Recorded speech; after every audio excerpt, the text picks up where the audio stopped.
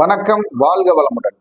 அன்பர்களே, நம்ம தொழில் எப்பவுமே லக்னாதிபதியை சார்ந்துதான் வரும்.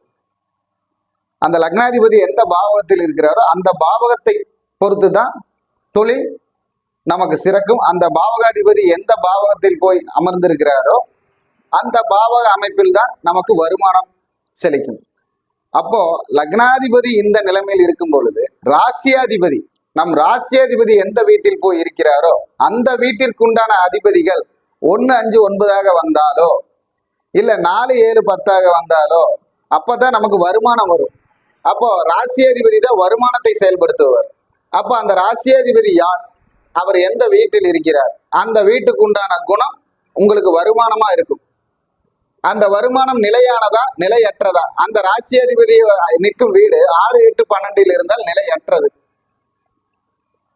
அதே அந்த ராசியாதிபதி நின்ற வீடு 1, 5, 9 இருந்தால் நிலையானது. அந்த ராசியாதிபதி நின்ற வீடு 4, 7, 10 இருந்தால் வந்து போகக்கூடியது, வருமானம் வந்து போகக்கூடியது, தினசரி வருமானமாக இருக்கும். அப்போ ராசியாதிபதி தான் வருமானத்தை தீர்மானிக்கிறார். இந்த பதிவை உங்ககிட்ட பகிர்ந்துக்கிட்டு, நான் என்னுடைய பதிவு பிடிச்சிருந்தா சப்ஸ்கிரைப் பண்ணுங்க, லைக் பண்ணுங்க, ஷேர் பண்ணுங்க. என்னிடத்தில் ஜாதகம் பார்க்க என்னுடைய முகவரி டிஸ்கிரிப்ஷன்ல இருக்கு. என்னுடைய ஃபோன் நம்பர் 8593970214, கேரளா, பாலக்காடு.